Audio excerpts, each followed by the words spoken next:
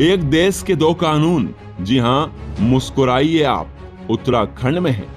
यह कहीं स्लोगन नहीं, यह नकारा सिस्टम का एक जीता जागता उदाहरण है। प्रकरण है तहसील विकास नगर मुख्यालय से 7 किलोमीटर की दूरी पर आसन वेटलैंड क्षेत्र, जो आरक्षित वन क्षेत्र भी घोषित है। आसन झील में प्रतिवर्ष हजारों की संख्या में साइबेरियन पक्षी प्रवास पर आते हैं, जिन्हें देखने के लिए प्रदेश ही नहीं अपितु पूरे भारत से सैलानियों की भीड़ उमड़ती है। सरकार द्वारा उक्त आरक्षित क्षेत्र की देखभाल व रखरखाव के लिए वन विभाग को एक भारी भरकम राशि भी दी जाती है। राष्ट्रीय हरित प्राधिकरण एनजीटी द्वारा उक्त क्षेत्र को नो माइनिंग जोन घोषित किया गया है। उक्त आरक्षित क्षेत्र से 10 किलोमीटर की परिधि में किसी भी तरह के वैध एवं अवैध खनन गतिविधि कार्य पर प्रतिबंध लगाया हुआ है। बावजूद उसके उक्त आरक्षित क्षेत्र से महज 500 मीटर की दूरी पर हिमाचल की सीमा में दर्जनों स्टोन क्रशर रात दिन संचालित है।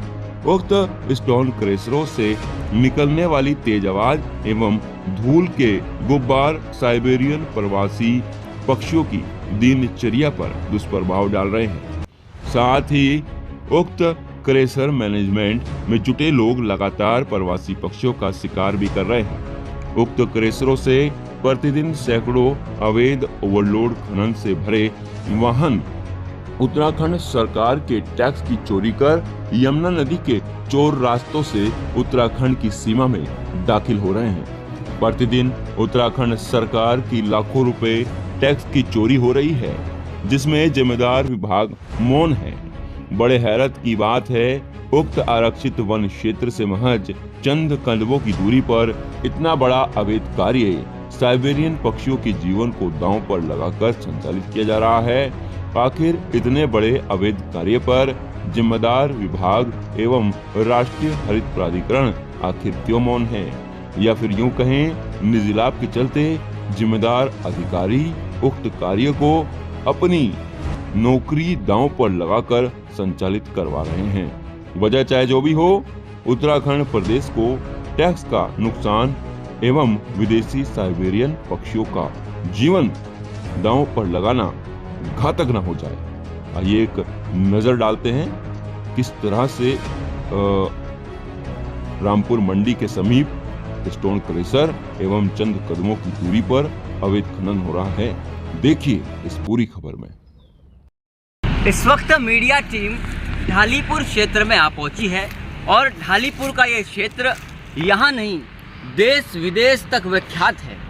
ये क्षेत्र है आसन बैराज क्षेत्र एवं पास ही से लगता, मैं आपको एक बोर्ड दिखाना चाहूँगा। रामपुर मंडी का जो बोर्ड है, वन आरक्षी प्रशिक्षण केंद्र रामपुर मंडी, ये यहाँ पर लिखा हुआ है। और मैं कैमरामैन से जो गुजारिश करूँगा कि थोड़ा सा ज़रा हमारे साथ चलकर एक बार नीचे की तरफ एक यमुना नदी में हम जाने का प्रयास करेंगे और वहाँ से आपको एक ऐसा नज़ारा दिखाएंगे कि जिस पर सरकार के सभी नियमों की धज्जियाँ और जो शासन प्रशासन द्वारा जो नियम बनाए जाते हैं, कानून बनाए जाते हैं, उनकी धज्जियाँ लगातार उत्तराखंड में खनन माफिया एवं प्रशासन लगातार धज्जियाँ ताबड़तोड़ तरीके से उड़ाता हुआ दिखता है। जी हाँ, हम बात करेंगे, एक प्रयास हमारा है।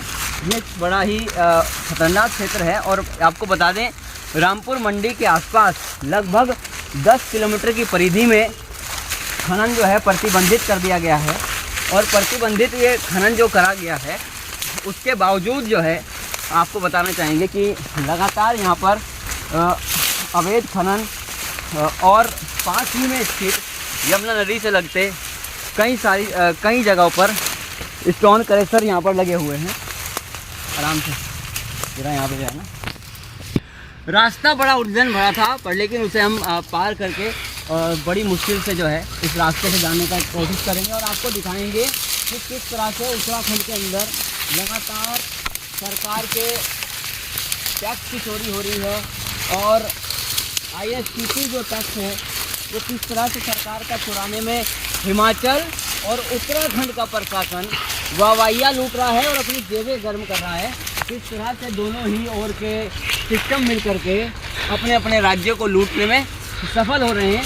आज ये आपको दिखाएंगे हम कि किस तरह से यहाँ पर जो है मात्र मुश्किल से, अगर आप रामपुर मंडी क्षेत्र से अगर दूरी का नपाई करेंगे तो मुश्किल से ये परिधि 500 से 700 मीटर की दूरी पर भी नहीं है। ये सभी क्रशर जो हिमाचल के अंदर इस वक्त आप तस्वीरों में देख सकते हैं, ये सभी क्रशर जो हिमाचल में लगे हुए हैं, ये लगातार उत्तराखंड के अंदर हिमाचल से प्रतिदिन रात्रि के समय यहाँ ढालीपुर क्षेत्र में महज 300 मीटर की दूरी पर एक चोर रास्ता खनन चोरों द्वारा बनाया गया है। और किस तरह से उक्त क्षेत्र से रात्रि के समय लगभग 1000 गाड़ियाँ सरकार के ISTP टैक्स को चोरी कर प्रतिदिन उत्तराखंड में घुसती हैं। और माफियाओं द्वारा एक नायाब तरीका निकाला गया जिससे कि सरकार को चूना लगाया जा सके कि किस तरह से उत्तराखंड में सरकार को लगातार चूना लगाते खनन माफियाओं का बोलबाला उत्तराखंड के अंदर है।